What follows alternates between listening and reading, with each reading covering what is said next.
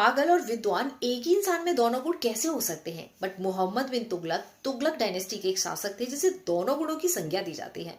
तो सबसे पहले समझते हैं कि उन्हें विद्वान क्यों कहा जाता था। उसे उर्दू, फारसी, दर्शन शास्त्र, चिकित्सा, गणित, विज्ञान सभी का बेइंतहा ज्ञान था। आर्थर कॉनर कहते हैं कि वह एक विज्ञानविद था, किंतु उन्हें फिर पागल की संज्ञा क्यों दी गई?